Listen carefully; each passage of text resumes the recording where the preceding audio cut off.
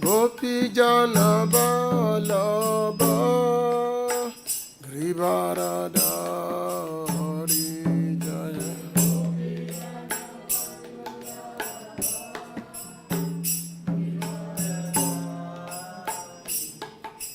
Gopijana Vallabha Giridharadhari Jaya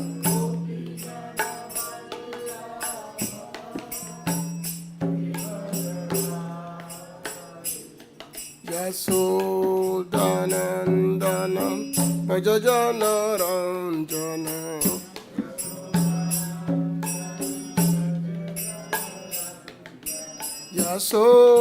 Yasodanandana Bhajajana Ranjana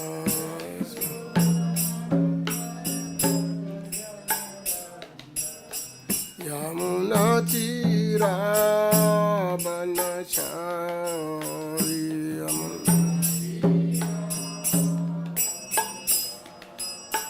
Yamuna Tira Banachari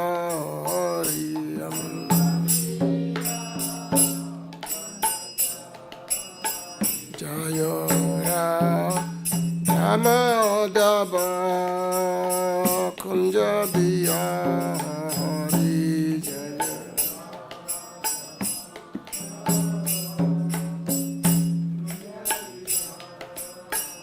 Jaya Raja Madhava Kunjabiyari Jaya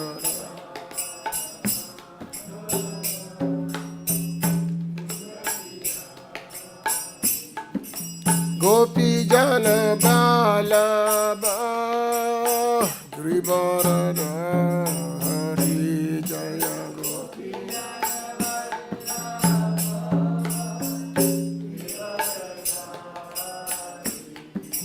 Gopijana Vallabha Giridharadhari Jaya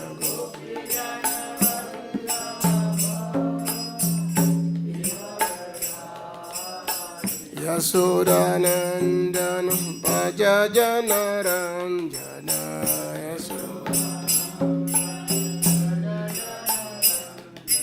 Yasodanandana Bhajajana Ranjana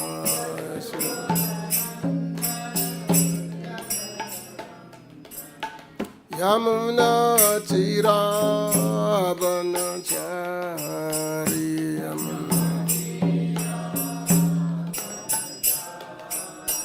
Yamuna Tira Banachari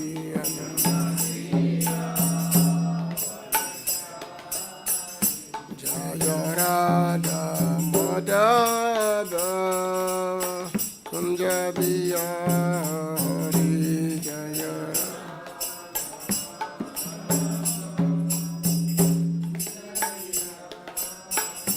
Hare Krishna Hare Krishna, Krishna Krishna, Hare Hare, Hare Rama, Hare Rama, Rama Rama, Hare Hare, Hare Krishna, Hare Krishna, Krishna Krishna, Hare Hare. Krishna, Hare Krishna, Krishna Krishna, Hare Hare, Hare Rama, Hare Rama, Rama Rama, Hare Hare,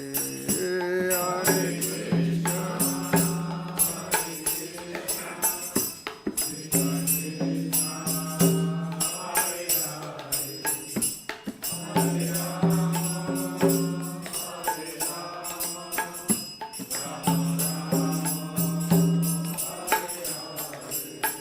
Hare Hare Krishna, Hare Krishna, Krishna Krishna, Hare Hare, Hare Rama, Hare Rama, Rama Rama, Hare Hare, Hare Krishna.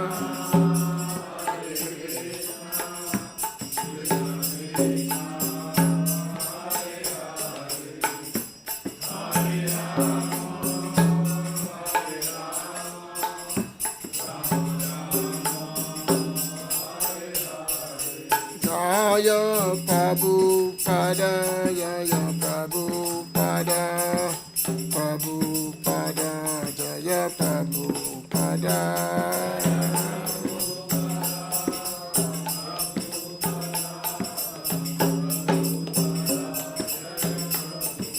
Jaya Prabhupada, Jaya Prabhupada, Jaya Prabhupada, Jaya Prabhupada, Jaya.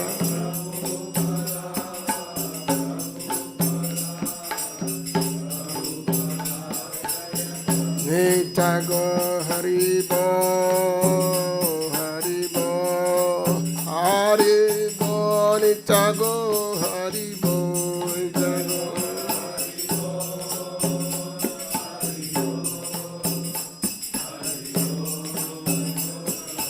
Nitago Haribo, Haribo, Haribo, Nitago Haribo, Nitago.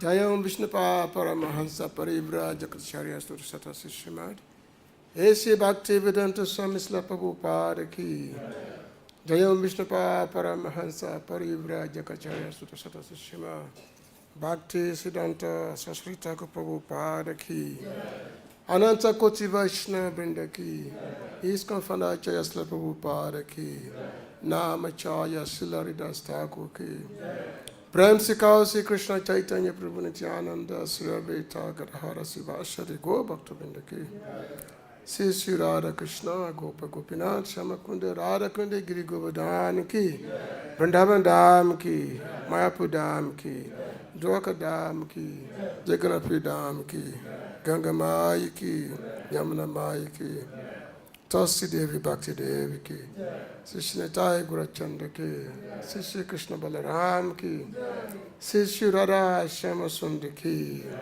Harinam Sankirtan Ki Samaveta Bhakta Vrinda Ki Gopi Manande. All glory to the assembled devotees. All glories to the assembled devotees. All glories to the assembled devotees. All glories to the lotus feet of Sri Sri Guru Gauranga.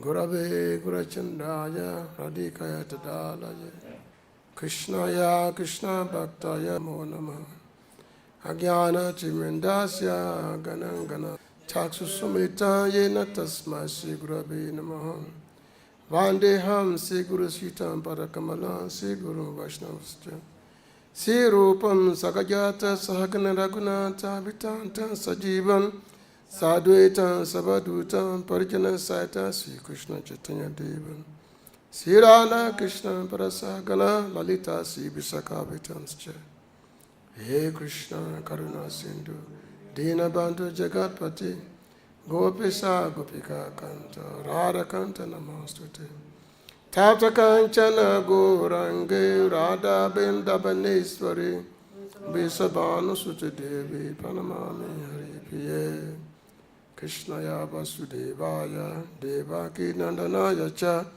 Nanda Gopa Kumaraya Govindaya Namo Namah Vasudeva Satan Devam Kansa Chanuramadana Devaki Paramananda Krishna Vande Jagaguru Namo Vishnu Padaya Krishna Pistaya Bhutale Shrimate Bhakti Vedanta Swami Namine Namaste Saraswati Deve Gauravani Pracharine Nibisesa Sunyavadi Paśāśda Disatarine Namo Mahabhadanjaya Krishna Prema Padayate Krishnaya Krishna Chaitanya Namane Gaurati Se Namah Vanchakapatarubhyacha Kripasyendivevacha Patitanam Pavanabhyo Vaishnavyo Namo Namo Sri Krishna Chaitanya Prabhu Nityananda Sri Advaita Gadadhara Sivasari Gaura Bhakta-vrinda Hare Krishna Krishna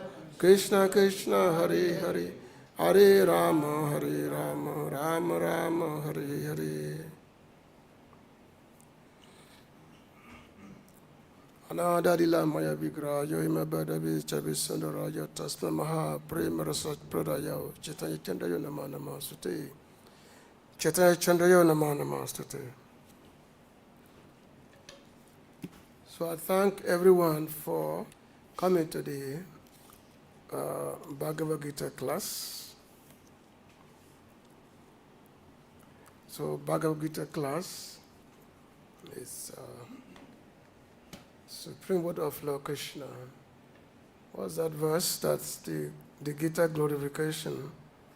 Savo panisado gabo dugna gopala nandana. Patos vatso sudi bhakta.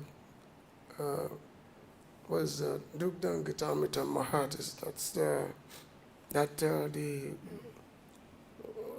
the combination. So it says Savapani Sadhu Gabo, because Bhagavad Gita is, and then when there is a cow, there must be the cowherder, the gopa. So Krishna is the cowherder, is the milking the cow. And then in order to make the cow, there must be vatsa, the cow must be the calf must be there. So the cowherd is milking the cow, then there's the vatsa, the calf, in front of the cow. So the cow is being milked, and then the milk is coming out, and that milk that is coming out is said to be amrita, nectar, the nectar. So who is the drinker of that nectar? Mahats, the devotees, they are drinking it. So Lord Krishna is the cowherd, is the gopa, and Arjuna is the calf, and they're squeezing him by making the cow of the Upanishad. Gita is the essence of all the Upanishads. And that's what Bhagavad Gita is considered to be. It's said to be Gita Upanishad. When you read the beginning of the introduction of Prabhupada, it talks about Bhagavad Gita is It's the essence of all the Upanishads. There are many Upanishads are there, but Bhagavad Gita is the essence, all of them. The combination of all the, whatever is there in the Upanishads, that is Bhagavad Gita. So Lord Krishna is taking the essence and speaking to his dear disciple, Arjuna. So when Arjuna said that Sisya Guru Krishna Jaga Guru, he took the position of a guru, and then he's instructing Arjuna. So in this chapter, this is chapter 2, and especially this chapter summarizes the whole content of the Bhagavad Gita, for understanding. So the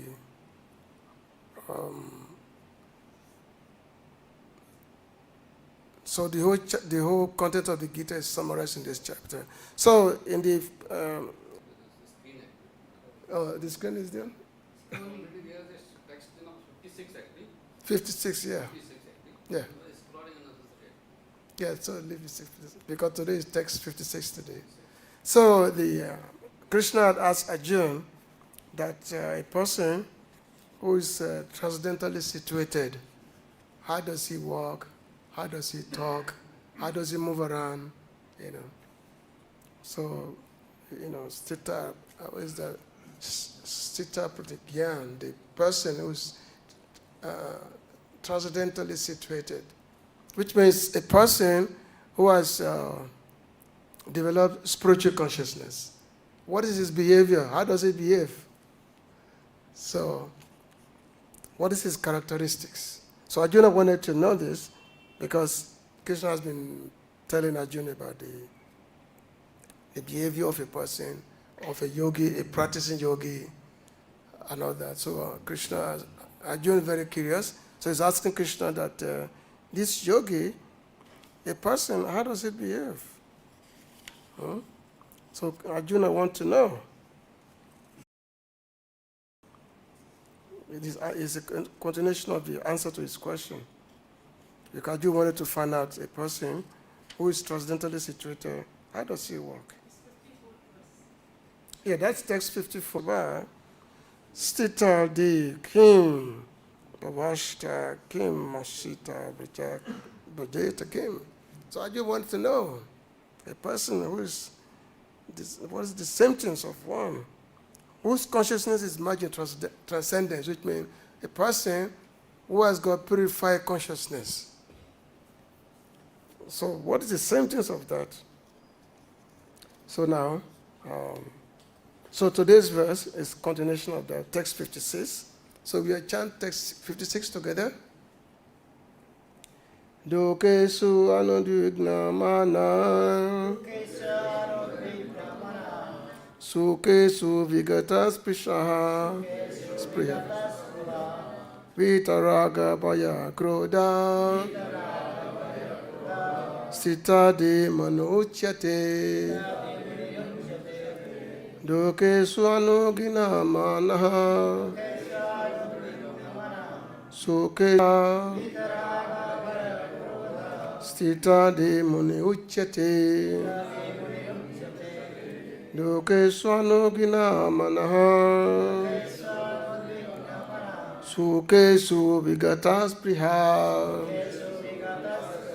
vīta-rāga-bhaya-krodhaḥ.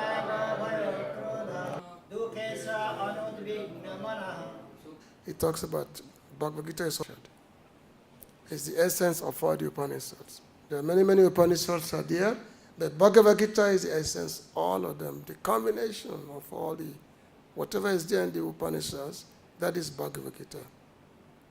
So Lord Krishna is taking the essence and speaking to his dear disciple, Arjuna. So when Arjuna said that Guru Krishna Jagat Guru, he took the position of a guru and then he's instructing Arjuna. So in this chapter, this is chapter 2, and especially this chapter summarizes the whole content of the Bhagavad Gita for understanding. So the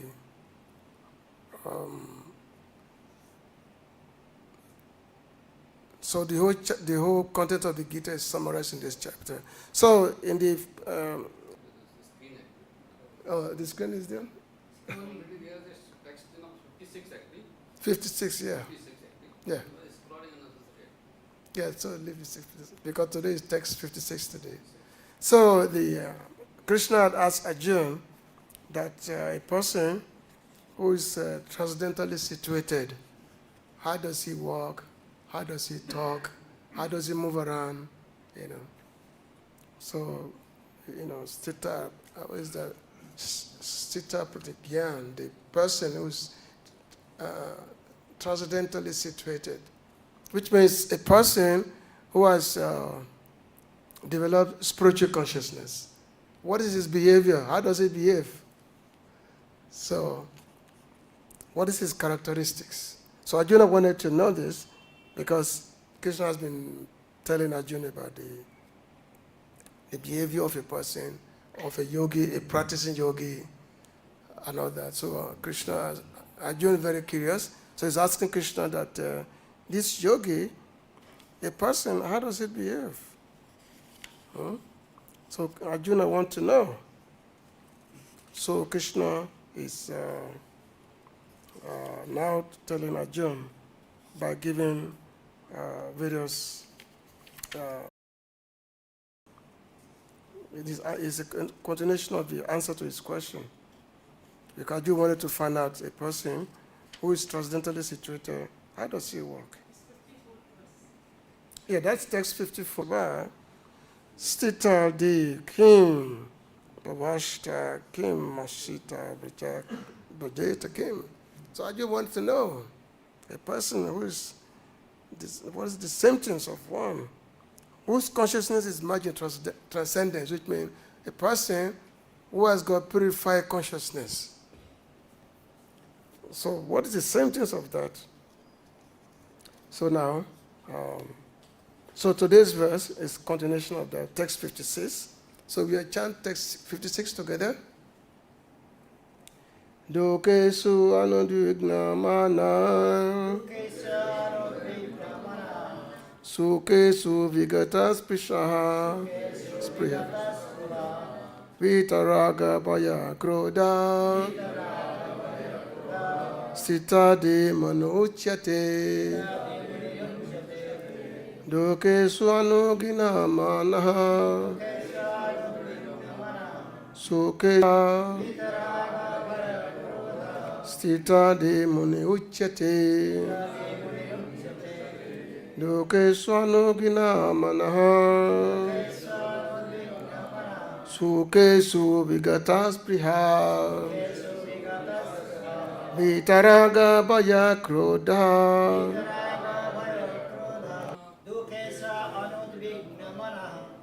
He talks about Bhagavad Gita is the essence of all the Upanishads. There are many Upanishads are there, but Bhagavad Gita is the essence, all of them, the combination of all the, whatever is there in the Upanishads, that is Bhagavad Gita. So Lord Krishna is taking the essence and speaking to his dear disciple, Arjuna. So when Arjuna said that Guru Krishna was the Jagaguru, he took the position of a guru and then he's instructing Arjuna. So in this chapter, this is chapter 2, and especially this chapter summarizes the whole content of the Bhagavad Gita for understanding. So the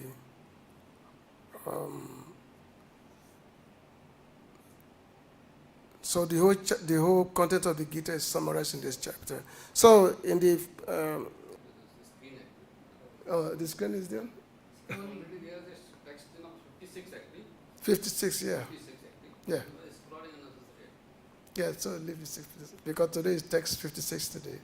So the Krishna had asked Arjuna that a person who is transcendentally situated, how does he walk? How does he talk? How does he move around? So, sthita, is the sthita-dhīr, the person who's transcendentally situated, which means a person who has developed spiritual consciousness. What is his behavior? How does he behave?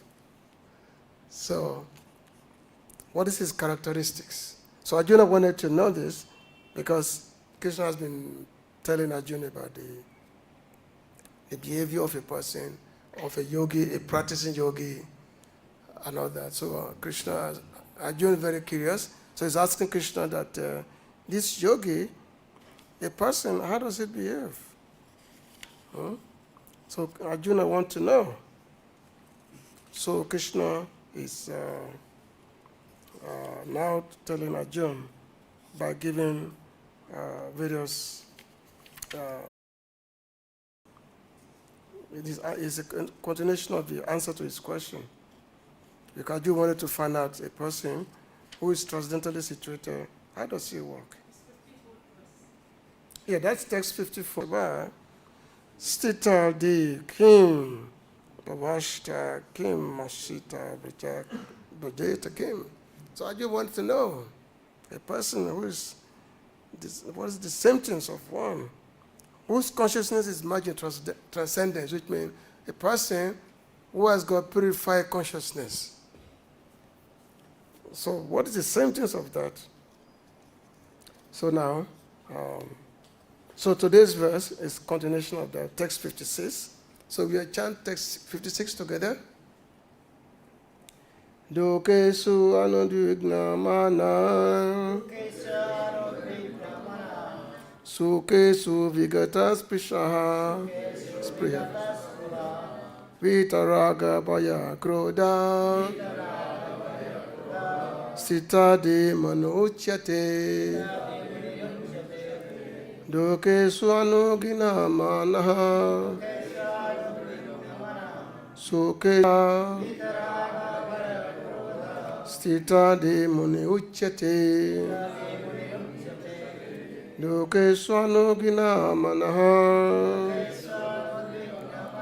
sukheṣu vigata-spṛhaḥ vīta-rāga-bhaya-krodhaḥ.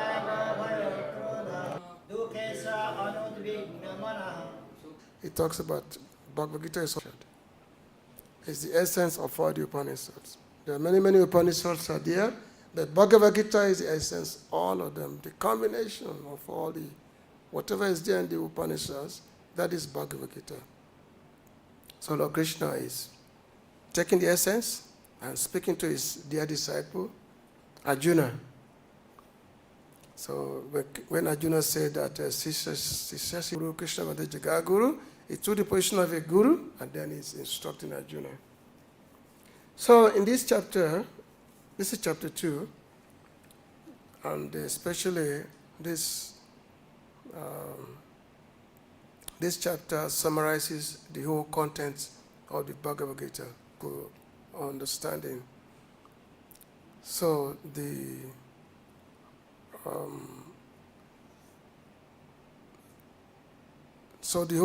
whole content of the Gita is summarized in this chapter. So in the the screen is there? Already there is text 56 actually. 56, yeah. 56 actually. Yeah. It's scrolling unnecessary. Yeah, so leave it 56, because today is text 56 today. So the Krishna had asked Arjuna that a person who is transcendentally situated, how does he walk? How does he talk? How does he move around? So, sthita, is the sthita-dhīr, the person who's transcendentally situated, which means a person who has developed spiritual consciousness. What is his behavior? How does he behave? So, what is his characteristics? So Arjuna wanted to know this because Krishna has been telling Arjuna about the behavior of a person, of a yogi, a practicing yogi, and all that. So Arjuna is very curious. So he's asking Krishna that this yogi, a person, how does it behave? So Arjuna wants to know. So Krishna is now telling Arjuna by giving various it is a continuation of the answer to his question. Because Arjuna wanted to find out a person who is transcendentally situated, how does he work? Yeah, that's text 54. Sthita-dhīr kim pavashta kim masita bhajeta kim. So I just want to know a person who is what is the symptoms of one whose consciousness is merging transcendence, which means a person who has got purified consciousness. So what is the symptoms of that? So now, so today's verse is continuation of the text 56. So we will chant text 56 together. Duḥkheṣu anudvigna-manāḥ sukheṣu vigata-spṛhaḥ vīta-rāga-bhaya-krodhaḥ sthita-dhīr ucyate duḥkheṣu anudvigna-manāḥ sukheṣu sthita-dhīr ucyate duḥkheṣu anudvigna-manāḥ sukheṣu vigata-spṛhaḥ vīta-rāga-bhaya-krodhaḥ.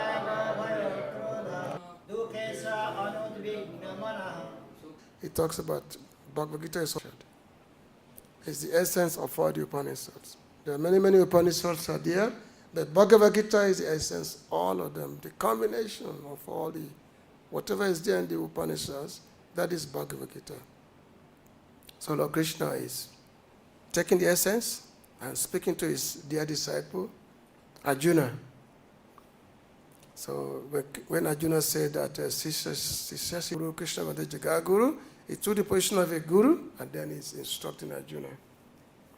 So in this chapter, this is chapter 2, and especially this chapter summarizes the whole content of the Bhagavad Gita for understanding. So the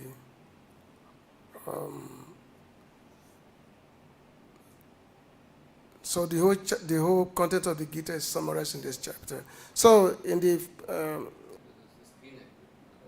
the screen is there? Already there is text in 56 actually. 56, yeah. 56 actually. Yeah. It's scrolling another slide. Yeah, so leave it 56, because today is text 56 today.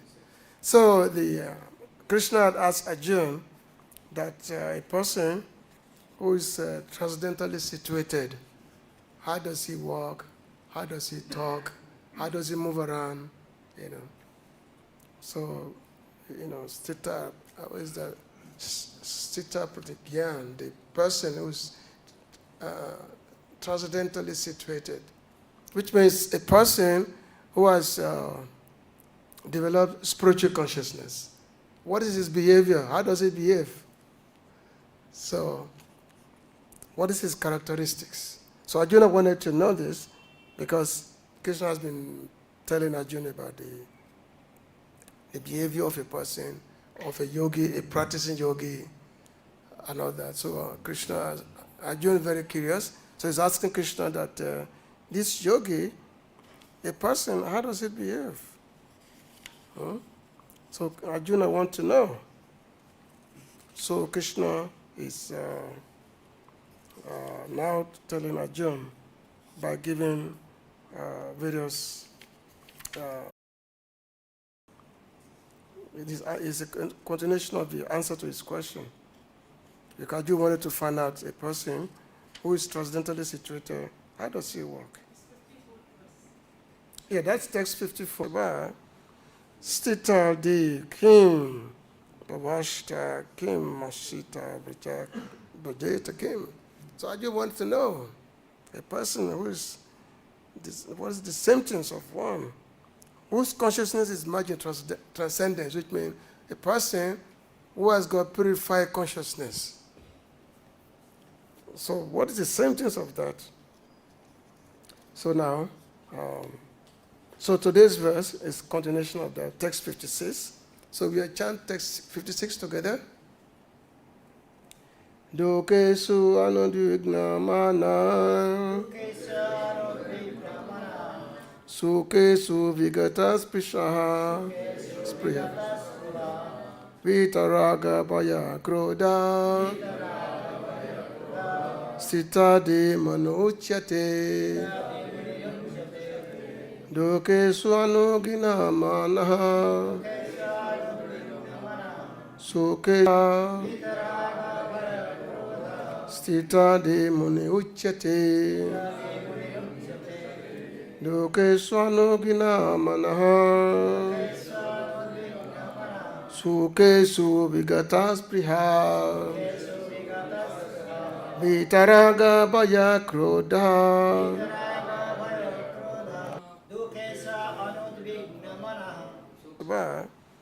sthita-dhīr, kim, bhavashta, kim, mashita, bhajeta, kim. So I just want to know a person who is, what is the symptoms of one whose consciousness is merged in transcendence, which means a person who has got purified consciousness. So what is the symptoms of that? So now, so today's verse is continuation of the text 56. So we will chant text 56 together. Duḥkheṣu anudvigna-manāḥ sukheṣu vigata-spṛhaḥ vīta-rāga-bhaya-krodhaḥ sthita-dhīr ucyate duḥkheṣu anudvigna-manāḥ sukheṣu sthita-dhīr ucyate duḥkheṣu anudvigna-manāḥ sukheṣu vigata-spṛhaḥ vīta-rāga-bhaya-krodhaḥ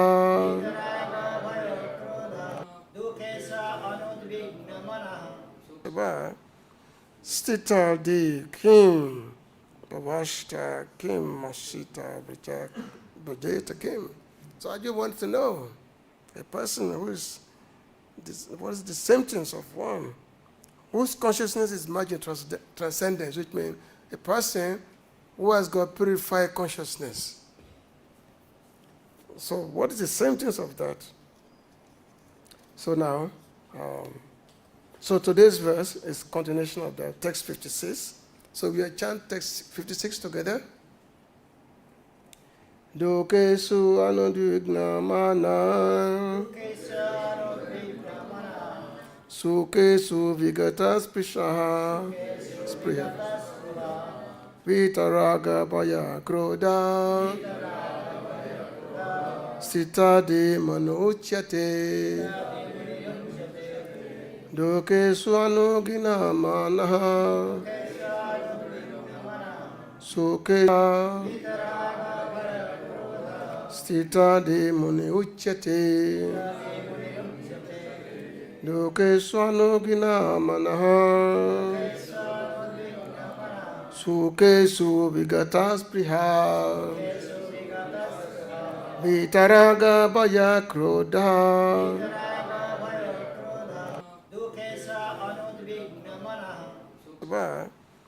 sthita-dhīr kim pavashta kim masita bhajeta kim. So I just want to know a person who is what is the symptoms of one whose consciousness is merging transcendence, which means a person who has got purified consciousness. So what is the symptoms of that? So now, so today's verse is continuation of the text 56. So we will chant text 56 together. Duḥkheṣu anudvigna-manāḥ sukheṣu vigata-spṛhaḥ vīta-rāga-bhaya-krodhaḥ sthita-dhīr ucyate duḥkheṣu anudvigna-manāḥ sukheṣu sthita-dhīr ucyate duḥkheṣu anudvigna-manāḥ sukheṣu vigata-spṛhaḥ vīta-rāga-bhaya-krodhaḥ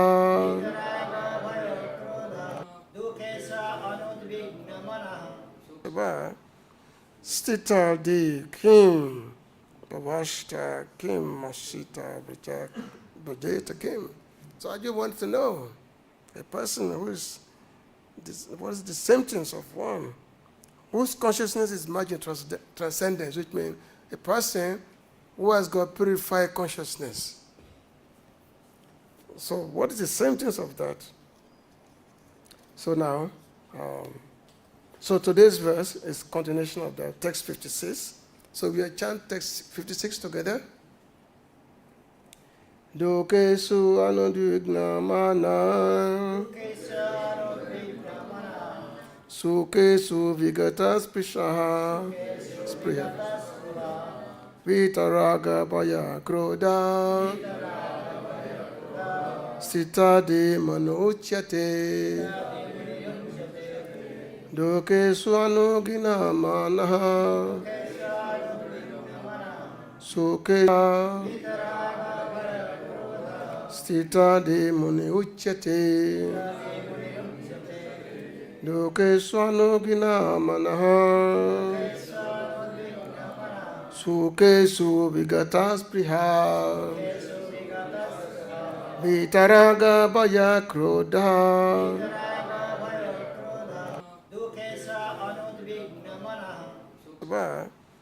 sthita-dhīr kim pavashta kim masita bhajeta kim. So I just want to know a person who is what is the symptoms of one whose consciousness is merging transcendence, which means a person who has got purified consciousness. So what is the symptoms of that? So now, so today's verse is continuation of the text 56. So we will chant text 56 together. Duḥkheṣu anudvigna-manāḥ sukheṣu vigata-spṛhaḥ vīta-rāga-bhaya-krodhaḥ sthita-dhīr ucyate duḥkheṣu anudvigna-manāḥ sukheṣu sthita-dhīr ucyate duḥkheṣu anudvigna-manāḥ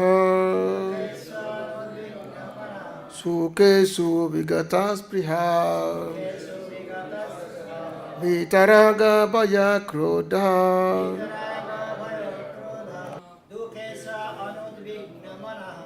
Coming to a factual conclusion, it is said that every muni has a different angle of vision, and unless a muni differs from other munis, it cannot be called a muni in the strict sense of the term. Nāsāv ṛṣir yasya matana binnam Mahabharat Vana-parva 3:13-117. But a sthita-dhīr muni, as mentioned herein by the Lord, is different from an ordinary muni. The sthita-dhīr muni is always in Krishna consciousness, for he has exhausted all his business of creative speculation. He is called praśānta-niḥśeṣa-mano-rathāntara.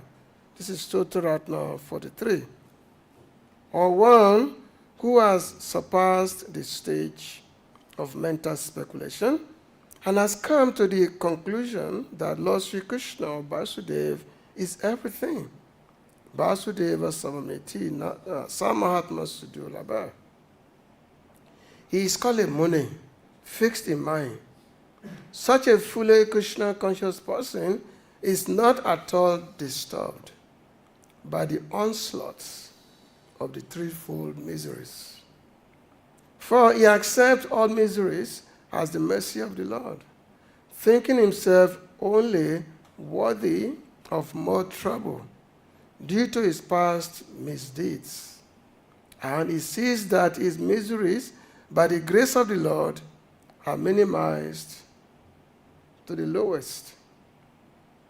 Similarly, when he is happy, he gives credit to the Lord, thinking himself unworthy of the happiness.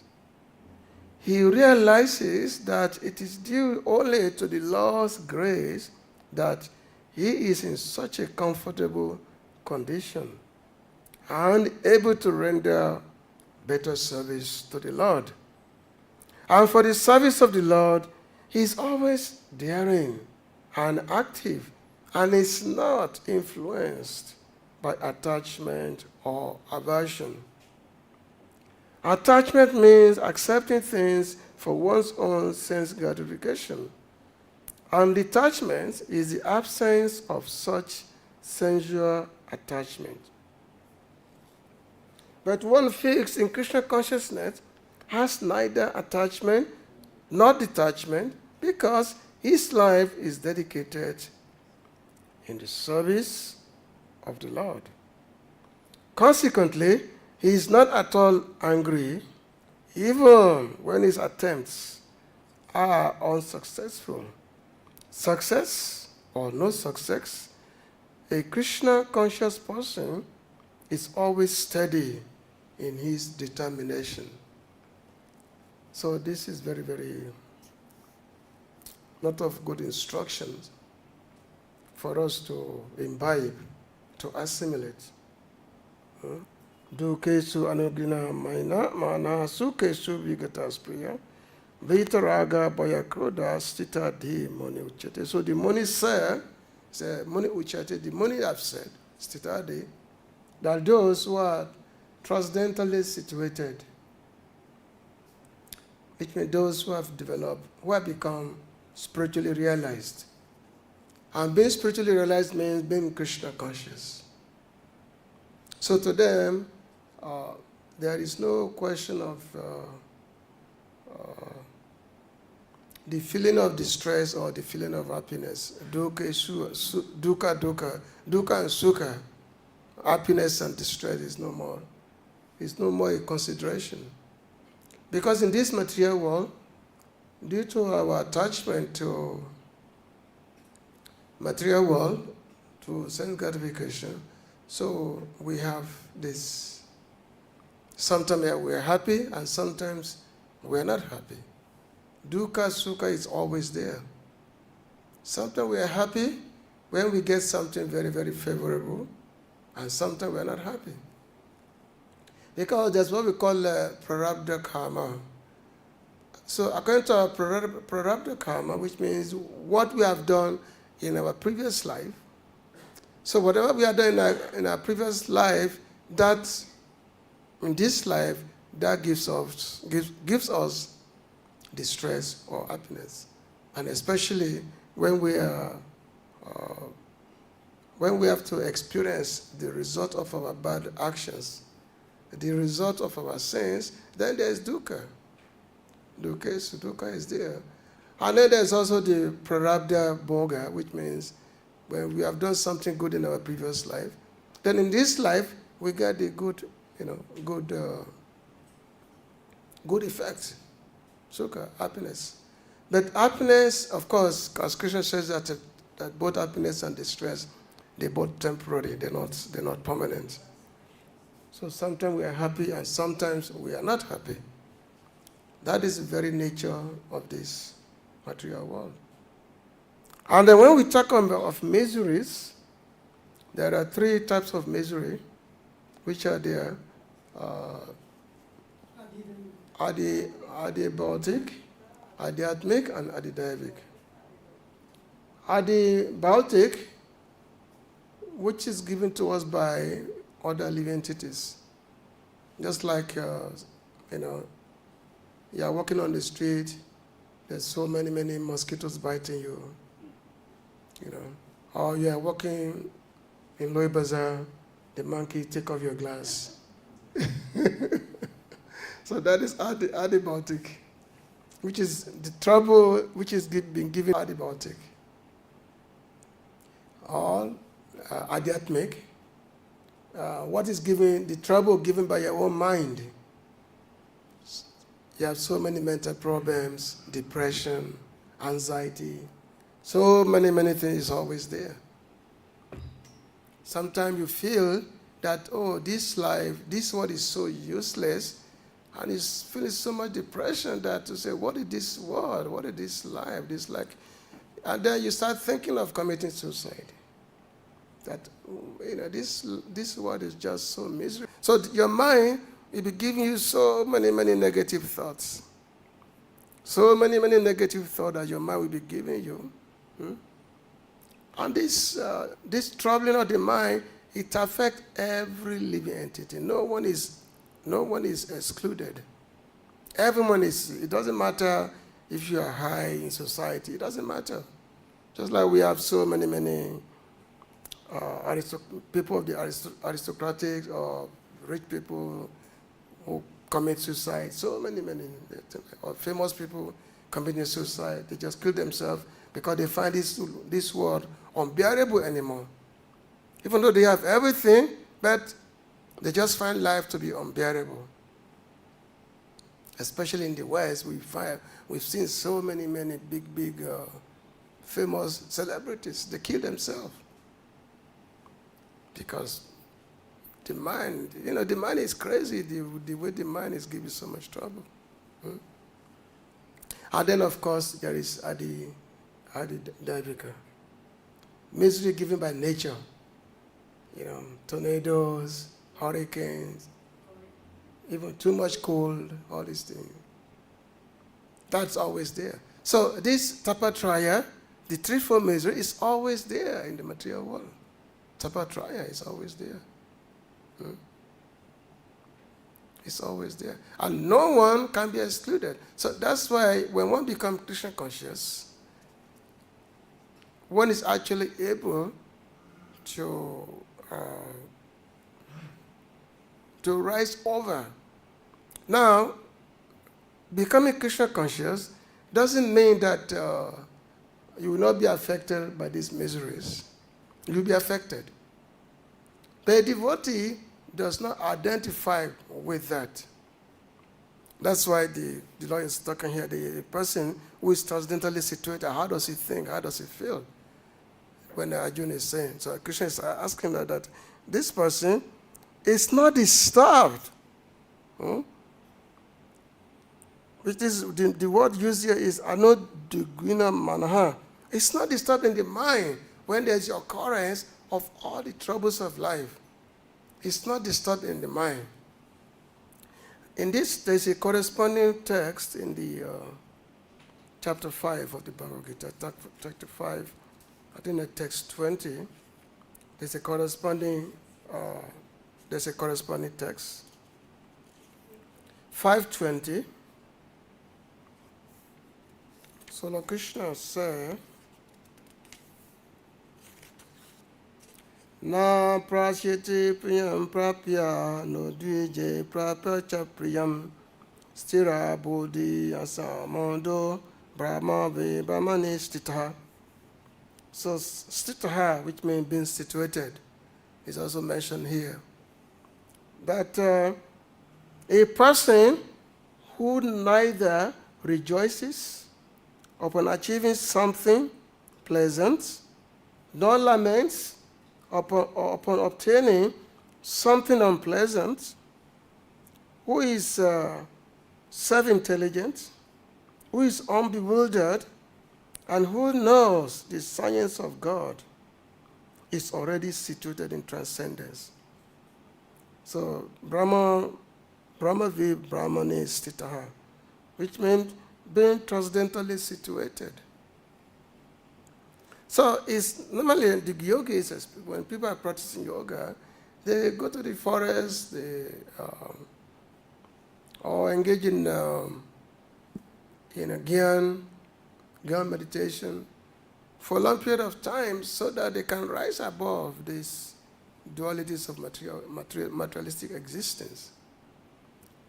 And it's not easy. It's said that, bhaya, fearfulness. For example, how do you become free from fear?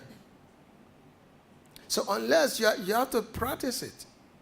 Normally the yogis, they're supposed to go to the forest and practice yoga. Now, when you're in the forest, you're alone, and you don't know, what may be in the forest. There may be animals, tigers, snakes, so many things. So, which means, if you have to be disturbed by this forest dweller like the animals and lions, tigers, snakes, if you find yourself being disturbed, being afraid of them, so you cannot practice yoga. So which means the first element of yoga practice is to be fearless. It's to be fearless. So one has to first of all be fearless in order to practice yoga. So therefore, the yogas, is when someone goes to the forest to practice yoga, then they have to be able to steady their mind so that they are not disturbed by anything that may come around. They are not disturbed by it. So, but, the practice of Krishna consciousness is not that one do not have to necessarily, go to the forest or trying to endure so many things. So therefore, this raga means attachment.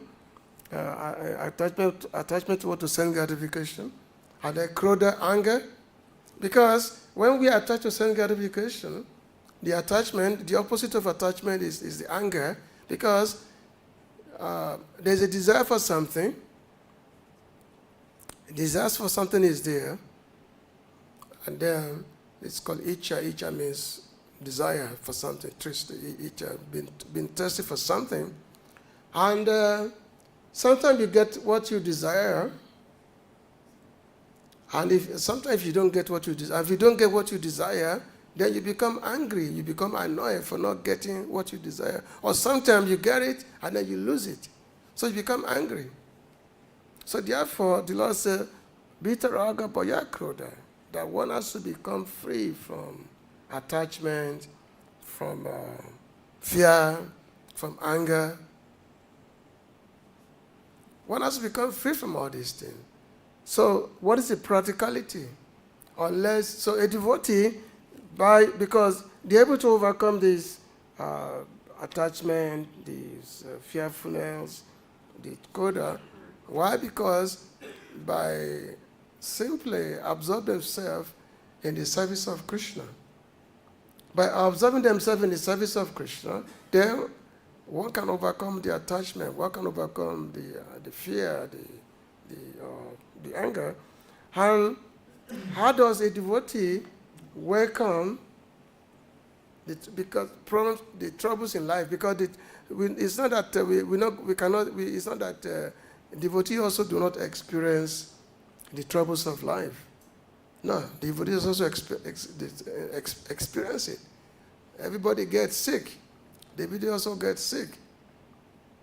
I remember when many of us first joined in the early days in ISKCON, we used to say that if you simply take Krishna prasadam and within 7 years, you take prasadam for 7 years, you will have spiritual body.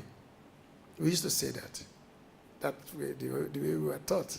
That after 7 years of taking Krishna prasadam, you will have spiritual body.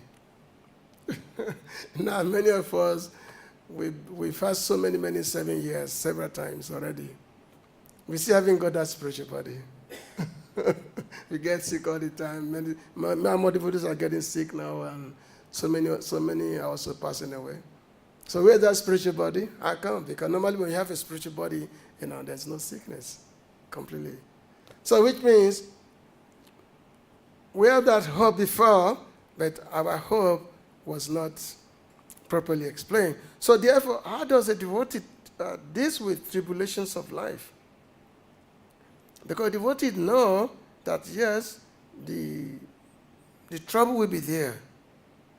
It's not that the trouble will not be there.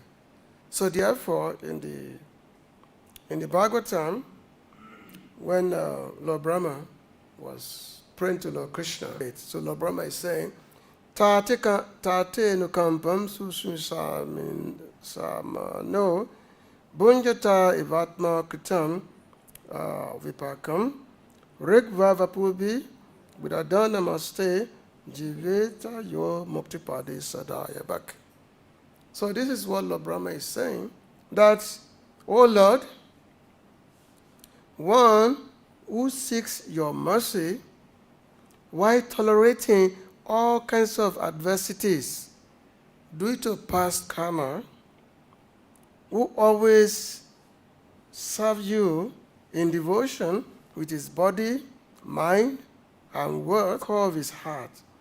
Despite all hardships, liberation is his rightful inheritance. Now,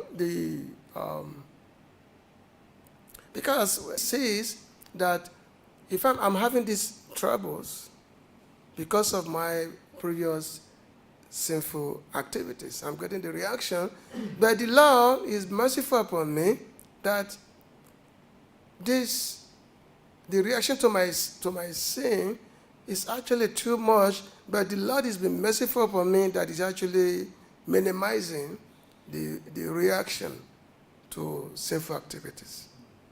So it is troublesome of life because of this is the reaction of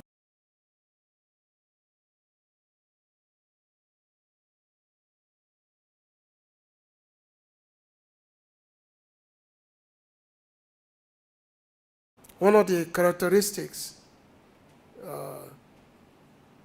There are 6 characteristics of devotional service. One of the characteristics is the cessation of the sinful reactions, the termination of sinful reactions. But that is when one becomes situated in pure devotional service. Then there's the cessation, the termination of the sinful reaction is there. Both prarabdha karma and aprarabdha in devotional service. We engage in Krishna. I'm supposed to have these reactions. It's not that, oh, Krishna, it is, oh, Krishna, you are so very kind upon me. You have made the reactions to my sins, you are merciful upon me. You know. I remember whatever need we have, Krishna has to come and, be at the beckon of anything. It's just like when Raghunath Goswami, when he was chanting on the bank of Radhakund, he was chanting. And that time, Radhakund was surrounded by forest. And that time, there were so many, fierce animals, tigers and lions. But Raghunath Goswami was chanting. He was not paying any attention to any, fierce animals. But as he was chanting, so absorbed in his chanting, Krishna actually came with his stick and guiding him.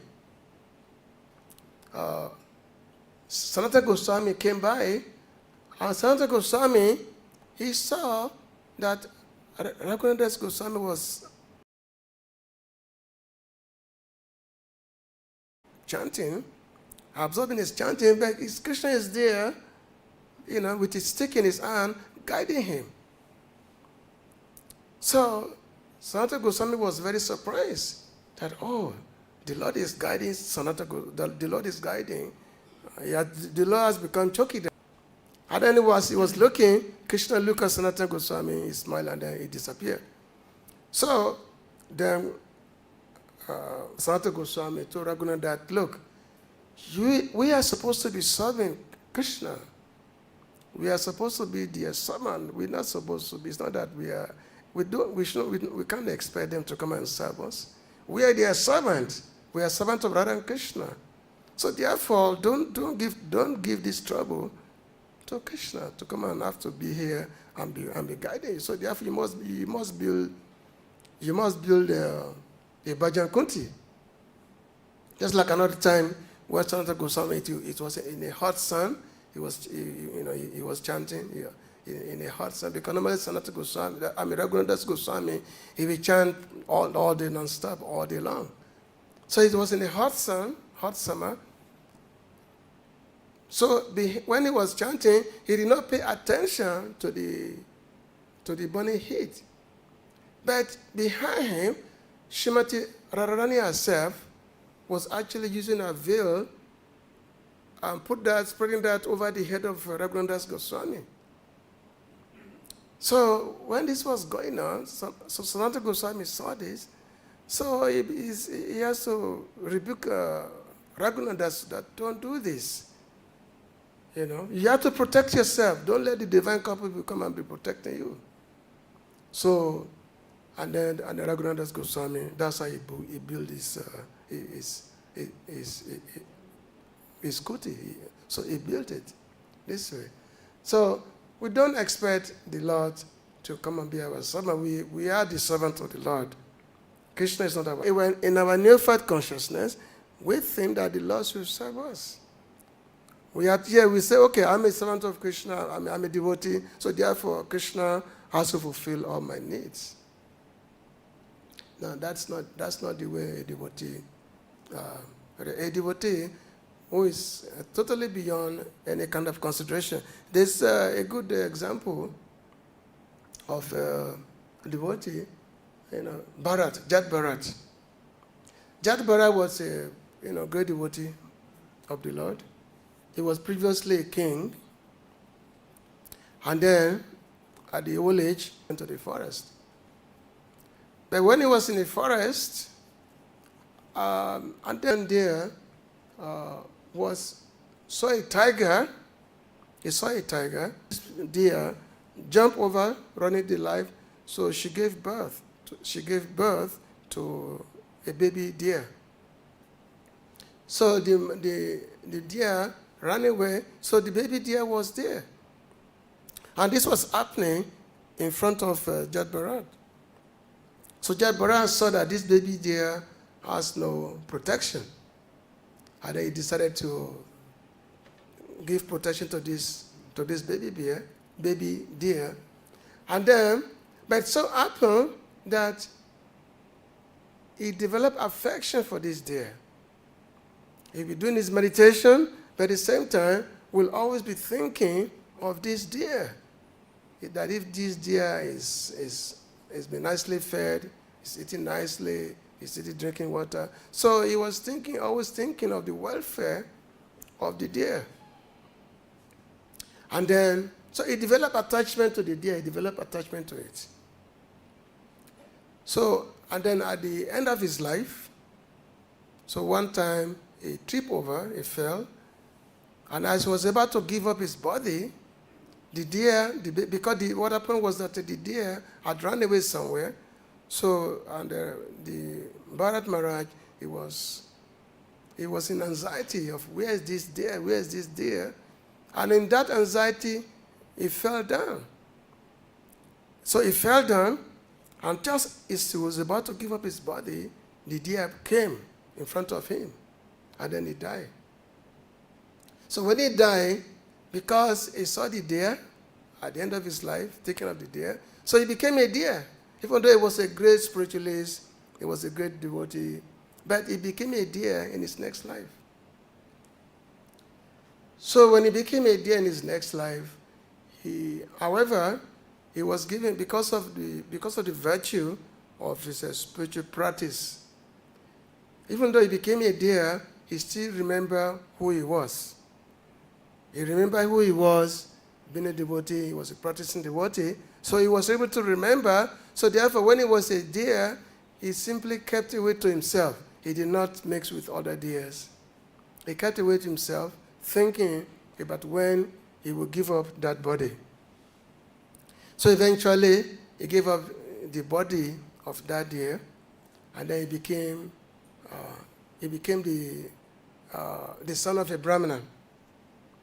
So he became the son of a Brahman, and then that's why it was called Jat Bharat. So he became the son of a Brahmana, but being the son of the Brahmana, he was able to remember his previous life, and he remembered the mistake which he had made previously.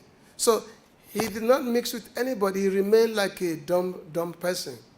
He remained like a dumb. He will be like a mute. He will not even talk to anyone. Even though his father tried to show him affection, but he always played dumb. He will always play dumb.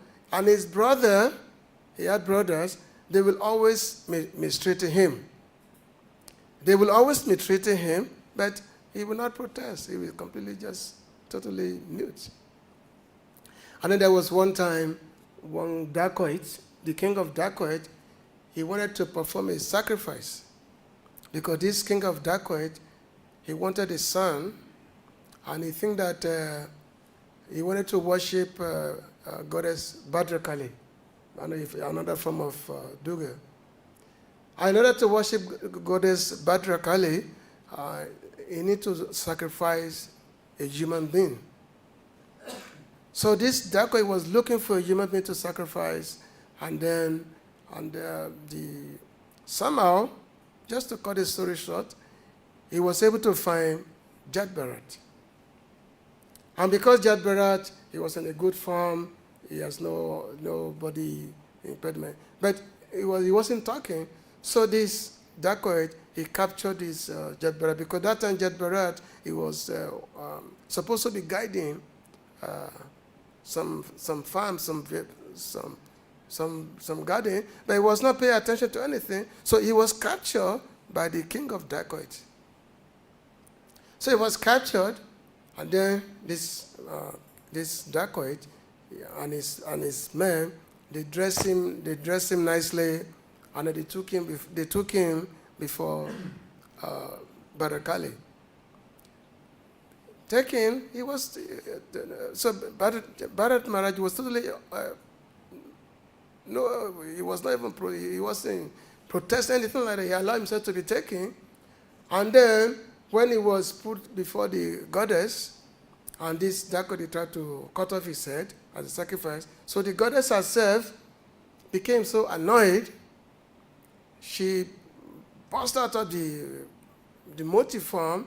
She came out, and then she grabbed the sword from this dacoit and killed all these gata, and killed them all, killed all of them, cut off their head, and then she was, dancing with her associate, with their heads, with their blood and all that.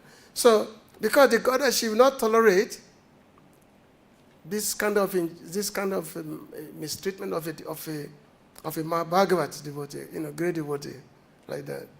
So we can see that Jat Bharat, even though the misery was calm, the misery was there, he did not make any protest. He said that if this is to him it was like, if this is the Lord's desire, let it be. There was no such a thing as trying to make adjustment and all that.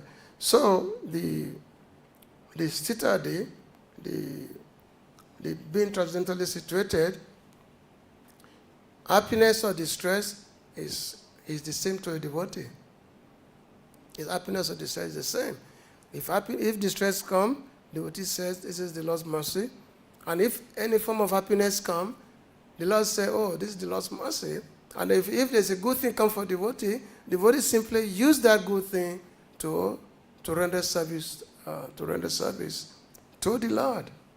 So therefore, a devotee remain situated in every situation. He remain equally situated in every situation.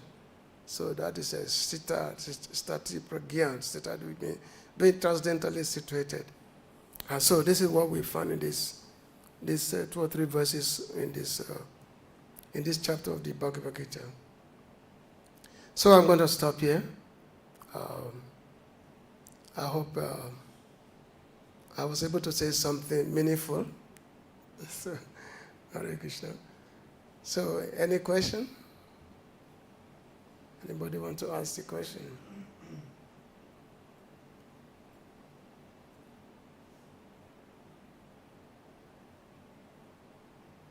Being transcendentally situated. Sthita-dhīr pratigyan. How many of us have, look at this.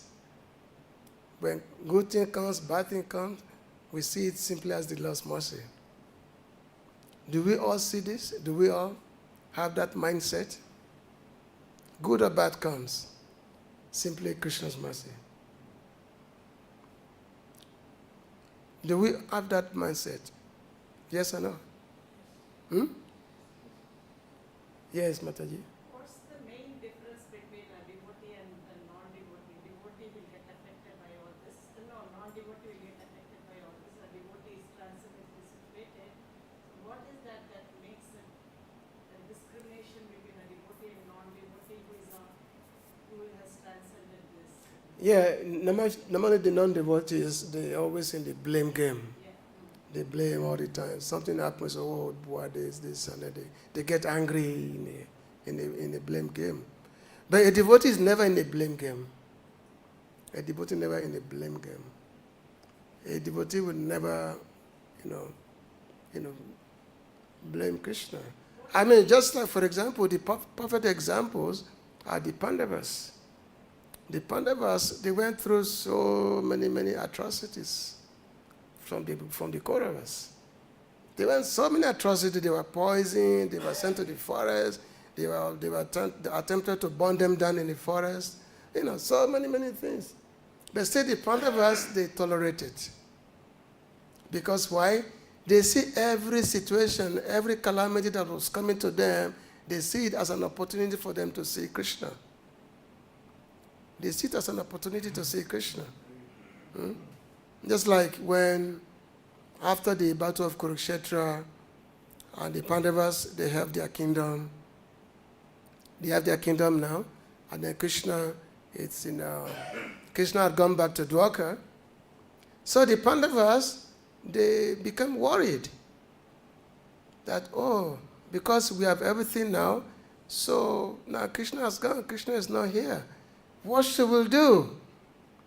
Should we devise some kind of a misery so that Krishna will come? Because we see Krishna when we have misery. So we devise some misery. So they are planning to find out how to devise some misery, some problem, so that Krishna can come. But how many of us, is praying for problems? We don't pray for problems.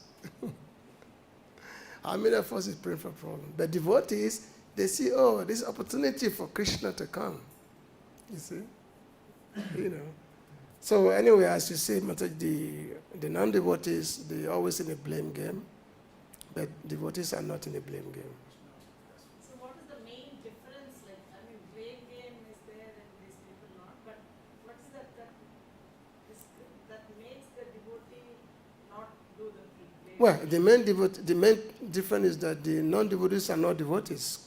But devotee is always thinking of Krishna. A devotee sees Krishna in everything. So that's the main difference. So the main difference is like not identification with the body. Yeah, because you only see Krishna as everything. So, automatically there's no bodily identification. It's not there. There's no bodily identification. It's not automatically. Because devotees know that. Even though, yes, he has his body, but he's using his body to serve Krishna. But there's no identification with material body for a devotee. But the main thing is Krishna consciousness. Because the yogis also don't identify with the body, but they're not bhaktas. So those who are yogis, spiritualists, they've risen above the body, but they are not bhaktas. First thing is identification, no identification with the body. Second thing is we have to understand we are part and parcel of Krishna. Yes, of course. Yeah. Then like Prabhupada was mentioned here in the purport, that the Prabhupada is talking about so many munis. Muni means sages. Sages are those who have become above, being that when one becomes a devotee, then one give up the speculative habit of being just a sage. So Prabhupada talked in this purport. So the position of a devotee, being a Krishna Bhakta, that is the topmost, the real position. So Mahaprabhu said, Krishna Bhakta Niskam Ataiva Shanto Mukti Bhukti Siddhi Kame Sakalya Shanto. That Krishna devotee, they're always very, very peaceful. Krishna Bhakta Niskam means they have no desire, no personal desire. So therefore they're always blissful, they're always happy. Krishna Bhakta, they're always peaceful. But others, Bhukti Mukti Siddhi Kame, the materialists, the so-called spiritualists, the yogis, the mystics, they are never happy because the personal desire is because they desire everything except Krishna. So that's says Sakali Asanta means they have no peace, but devotees have peace because they have Krishna. Okay. So, so we should always absorb ourselves in these instructions of the Lord, and they try to have sadhu sangha, association with the sadhu, with the devotees. And then, of course, we become more serious in our chanting the holy names. So, thank you very much. Srila Prabhupada ki. Gopi Manande.